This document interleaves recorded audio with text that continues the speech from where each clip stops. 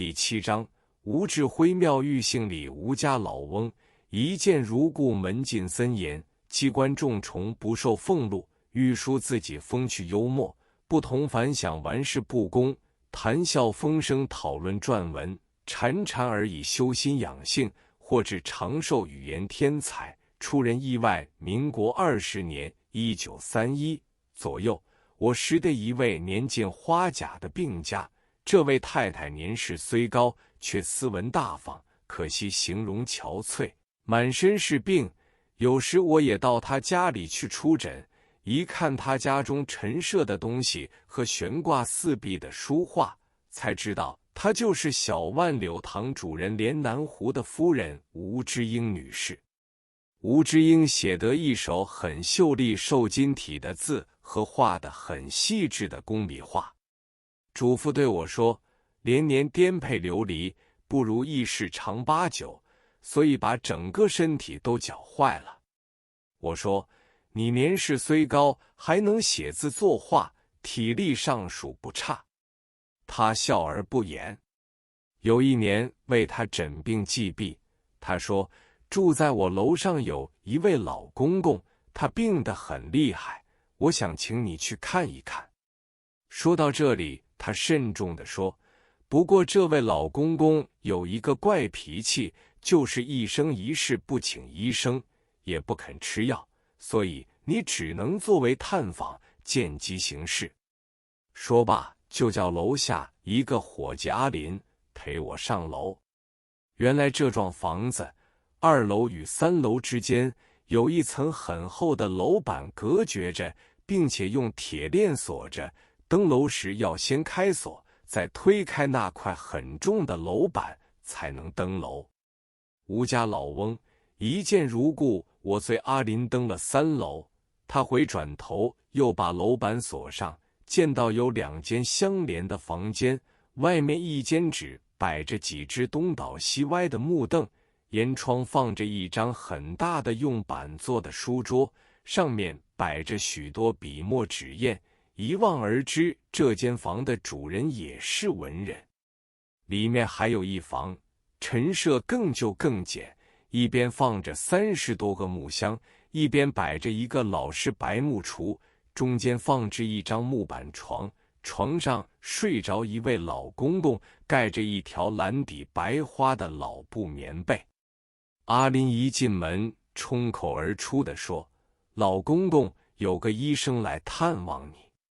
老人闭着眼睛不睬不理，继而呢呢喃喃地说，一些小毛病何必大惊小怪，隔2天就会好的，谁叫你带医生来，医生都是牛头马面阎罗王的帮凶嘛。阿林说，这是2楼太太常年看病的医生，他今天只是想认识你老人家，并不是来替你看病的。他听了这话，就睁开眼睛瞅了我一眼，突然间一跃而起，说，我正寂寞无聊，大家谈谈也无妨。这时我仔细一看，那位老人家好像很面熟，再一想就是大名鼎鼎的吴志辉，因为他的照片常在书报杂志上见到的。吴志老一起身就走到外间书桌前，和我面对而坐，对我凝神而视。隔了好一会，才开口对我说，原来你是2楼太太的医生，那太太喜欢吃药，我是一生一世不吃药的，只靠自己身体上大自然的力量来恢复健康，吃多了药或是吃错了药，反而会送命，所以我认为医生都是阎王的帮凶，你见怪不见怪。我说，老公公的话真是不错，有许多药有副作用，有坏反应，所以不吃药有时也有好处。接着他大谈其自身之病，说是他在12、13岁时节咳嗽吐血，面无人色，无锡的医生都说他是童子痨，寿命不会长。他一气之下横竖等死，绝不吃药。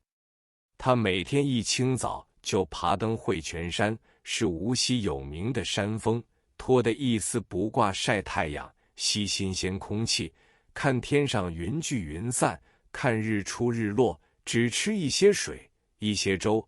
如是者，经过2年，所谓童子痨的毛病也就好了。我听了他的话，就说，肺痨病唯一的疗养方法就是不忧不惧。日光、空气和水是人类养生3宝，所以你的病不吃药也好了。说到这里，智老说，昨天起大泻特泻，现在又有些肚子痛，恕我又要去如厕了。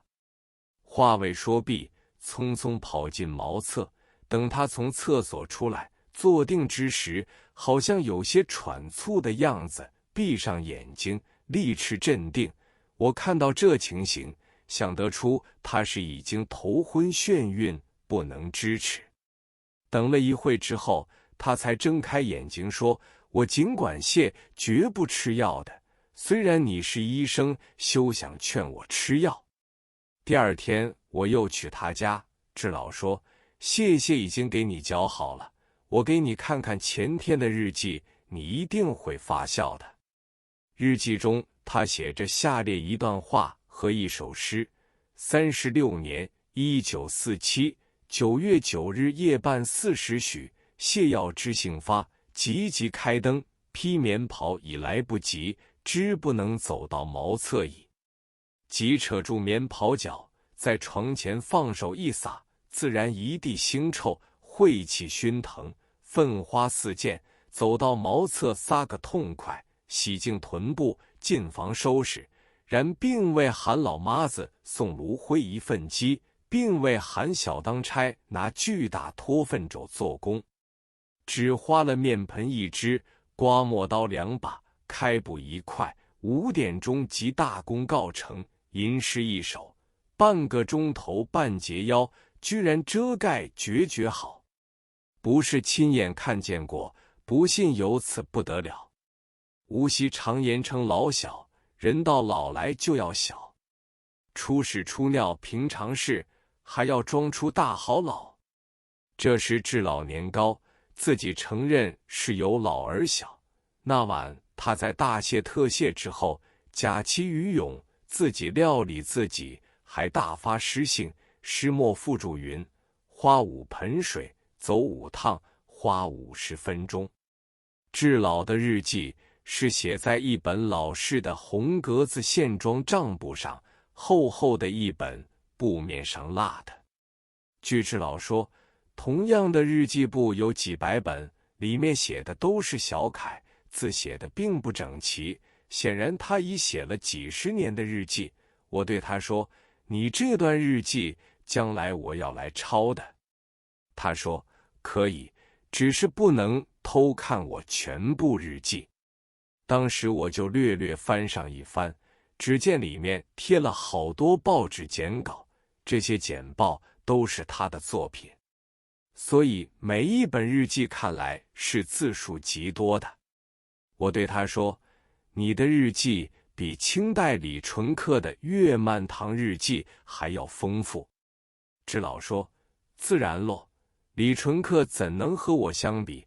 但是我亦无财产，有的只是这些日记和清末民初的各种书籍及我生平的许多照片，装上了30多个木箱，除此便一身以外无常物了。门禁森严，机关重重，连家女病人为了我方便，每次登楼不要惊动他，开门解开锁链。后来他们叫阿林来说，陈医生以后来访问老公公，让他走后门，如何走法？你详细告诉他。所以从这时起，我就改走后门了。这里我要提一提他们居处的神秘情形。他们居住的洋楼一排有4幢，每幢是3层楼，在法租界吕班路、今重庆南路、陶尔菲斯路、今南昌路口。前门是吕班路，门牌是14、16、18、20号，后门是一条小巷。